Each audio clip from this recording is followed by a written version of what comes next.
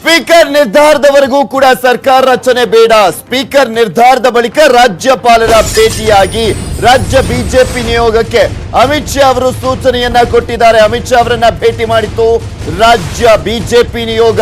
Jagadish Shettar, K J Bopaiah ಅವರು, ಬಸವರಾಜ ಬೊಮ್ಮಾಯಿ, ಹಾಗೆ ಮಾಧುಸ್ವಾಮಿ ಮತ್ತೆ ವಿಜೇಂದ್ರ ಅವರು ಭೇಟಿ ಮಾಡಿದ್ರು. ಸರ್ಕಾರ ರಚನೆಯ ಆತುರ ಬೇಡ, ಸ್ಪೀಕರ್ ನಿರ್ಧಾರ ಏನಿರುತ್ತೆ ಕಾದು ನೋಡಿ, ಸುಮ್ನೆ ಆತುರವಾಗಿ ನಿರ್ಧಾರವನ್ನ ಕೈಗೊಂಡು ಮತ್ತೆ ಮುಜುಗರವನ್ನ ಅನುಭವಿಸಬೇಕಾಗುತ್ತೆ ಅಂತ ಅಮಿತ್ ಶಾ ಅವರು ಇಲ್ಲಿ ಬಿಜೆಪಿ ನಿಯೋಗಕ್ಕೆ ಸೂಚನೆಯನ್ನ ಕೊಟ್ಟಿದ್ದಾರೆ. ಮತ್ತೆ ಮಧ್ಯಾಹ್ನ 3 ಗಂಟೆಗೆ ಅಮಿತ್ ಶಾ ಅವರನ್ನ ಭೇಟಿ ಮಾಡಲಿದೆ ಈ ಒಂದು ನಿಯೋಗ. ಸರ್ಕಾರ ರಚನೆ ಬಗ್ಗೆ ಮತ್ತೆ ಮಾಹಿತಿಯನ್ನ ಕೊಡ್ಲಿದ್ದಾರೆ ನಾಯಕರು. ಮಧ್ಯಾಹ್ನ 3 ಗಂಟೆಗೆ ಅಮಿತ್ ಶಾ ಅವರನ್ನ ಭೇಟಿ ಮಾಡಲಿದ್ದಾರೆ ಅಂದ್ರೆ ಬಿಜೆಪಿಯ ನಿಯೋಗ. ಯಾಕೆಂದ್ರೆ ಈಗ ಆಲ್ರೆಡಿ ಹೋಗಿ ಚರ್ಚೆಯನ್ನ ಮಾಡ್ತಾ ಇದ್ದಾರೆ.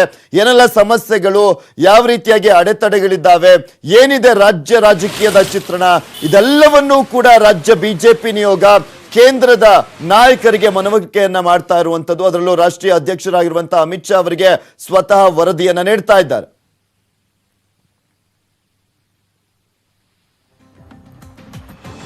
ಇನ್ನು ಅಮಿತ್ ಶಾ ಭೇಟಿ ಬಳಿಕ ಜಗದೀಶ್ ಶೆಟ್ಟರ್ ಅವರು ಏನ್ ಮಾತನಾಡಿದ್ರು, ನಮ್ಮ ಪ್ರತಿನಿಧಿ ಧರಣೀಶ್ ಬೂಕನಕೆರೆ ಅವರನ್ನ ಮಾತನಾಡಿಸಿದ್ರ, ಏನ್ ಮಾತಾಡಿದ್ದಾರೆ ಅಂತ ನೋಡ್ಕೊಂಬರೋಣ.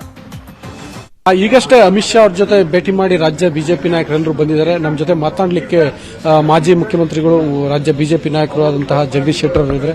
ಸರ್, ಈಗ ಅಮಿತ್ ಶಾ ಅವ್ರ ಜೊತೆ ಭೇಟಿ ಮಾಡಿದ್ದಾರೆ, ಬಹಳ ಮುಖ್ಯವಾಗಿ ಯಾವ ವಿಷಯಗಳು ಚರ್ಚೆ ಆದವು? ನೋಡಿ, ಜ್ವಲಂತ ರಾಜಕೀಯ ಪರಿಸ್ಥಿತಿ ಏನಿದೆ ಮತ್ತು ಭಾರತೀಯ ಜನತಾ ಪಾರ್ಟಿ ಸರ್ಕಾರ ಫಾರ್ಮೇಷನ್ ಬಗ್ಗೆ ಇದೆಲ್ಲ ವಿಚಾರವಾಗಿ ಕೂಲಂಕಷವಾಗಿ ಚರ್ಚೆಯನ್ನು ಮಾಡಿದ್ದೇವೆ. ಹಲವಾರು ವಿಚಾರದ ಬಗ್ಗೆ ಅವರು ನಮ್ಮ ಜೊತೆ ಚರ್ಚೆ ಮಾಡಿದರು ಮತ್ತು ನಾವು ಸಹಿತ ಎಲಿಸಿಟ್ ಮಾಡಿದ್ದೇವೆ ಬಹಳಷ್ಟು ವಿಚಾರಗಳನ್ನು. ಆ ಹಿನ್ನೆಲೆಯಲ್ಲಿ ಮತ್ತೊಂದು ರೌಂಡು ಅವರು ಪಾರ್ಲಿಮೆಂಟ್ಗೆ ಹೋಗಬೇಕಾಗಿದೆ. ಅದಕ್ಕೆ ಮತ್ತೊಂದು ರೌಂಡು ಮಧ್ಯಾಹ್ನ 3 ಗಂಟೆ ನಂತರ ಅವರು ಮತ್ತೊಮ್ಮೆ ನಮ್ಮ ಜೊತೆ ಚರ್ಚೆ ಮಾಡಿ ಪಾರ್ಲಿಮೆಂಟ್ ಬೋರ್ಡ್ ಮೀಟಿಂಗ್ನಲ್ಲಿ ಅಂತಿಮವಾದಂತಹ ನಿರ್ಧಾರಗಳನ್ನು ಕೈಗೊಂತಾರೆ. ಆ ಹಿನ್ನೆಲೆಯಲ್ಲಿ ಬಹಳಷ್ಟು ಚರ್ಚೆ. ಪಾರ್ಲಿಮೆಂಟ್ ಬೋರ್ಡ್ ಮೀಟಿಂಗ್ ಅಲ್ಲಿ ಮುಖ್ಯಮಂತ್ರಿಗಳ ಆಯ್ಕೆ ಮಾಡ್ತಾರೆ ಸಾಮಾನ್ಯವಾಗಿ.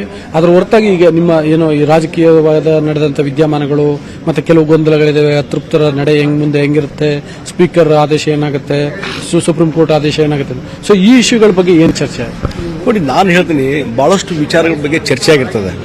ಒಂದು, ಎಲ್ಲರ ಗುರಿ ಆದಷ್ಟು ಬೇಗನೆ ಭಾರತೀಯ ಜನತಾ ಪಾರ್ಟಿಯ ಸರ್ಕಾರ ರಚನೆ ಆಗಬೇಕು ಅನ್ನೋದು ಎಲ್ಲರದ್ದು ಗುರಿ.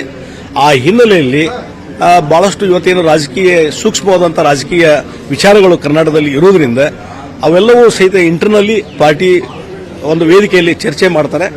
ಆ ರೀತಿಯಾದಂತಹ ಚರ್ಚೆಗಳು ನಡೆದಿದ್ದಾವೆ. ಆಲ್ಮೋಸ್ಟ್ ಎಲ್ಲವೂ ಕ್ಲಿಯರ್ ಆಗಿ ಭಾರತೀಯ ಜನತಾ ಪಾರ್ಟಿ ಸರ್ಕಾರ ರಚನೆ ಆಗ್ತಂತ ವಿಶ್ವಾಸ ನಾನು ವ್ಯಕ್ತಪಡಿಸಿದೆ. ಇಷ್ಟು ಜಗದೀಶ್ ಶೆಟ್ಟರ್ ಅವರ ಮಾತುಗಳು. ಕ್ಯಾಮರಾ ಪರ್ಸನ್ ಅಂಕಿತ್ ಜೊತೆ ಧರಣೀಶ್ ಬೂಕನಕೆರೆ, ನ್ಯೂಸ್ 18 ಕನ್ನಡ, ನವದೆಹಲಿ.